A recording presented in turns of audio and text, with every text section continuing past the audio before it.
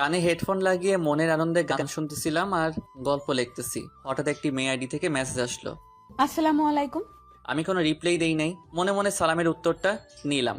মেসেজের রিপ্লাই দেই নাই কারণ আমার অনেক বন্ধু আছে আমার সাথে ফেক আইডি দিয়ে আমার সাথে মজা করে, আর মেয়েদের মেসেজ পেলে ছেলেরা তো পুরাই আকাশে উঠতে থাকে। আমি আবার এইরকম না। আমার পরিচয় তো আপনাদের জানানোই হলো না। আমি ফারহান আহমেদ, এবার ইন্টার সেকেন্ড ইয়ারে পড়ি। আম্মু আব্বুর আদরের দুইটা ছেলে, একটা আমি আর অন্যটা আমার বড় ভাই। আমার বড় ভাইয়ের পড়াশোনা শেষ করে দেশের বাইরে গেছে জব করতে। ভাইয়ার বিয়ের জন্য একটা ভালো পাত্রী খুঁজতেছি। এবারও মনে সুখে গান শুনতেছি আর গল্প লিখতেছি।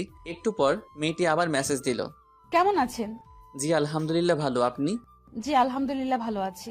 আপনার কি বেশি অ্যাটিটিউড? কেন হঠাৎ এই কথা বললেন? মেসেজের উত্তর দিচ্ছেন না কেন? একটু কাজে ব্যস্ত ছিলাম। ও, আপনার বাসা কোথায়? রাস্তার সাথে। আর আপনার? ঢাকা। মজা করেন না, বলেন। আমার মজা করতে ভালোই লাগে।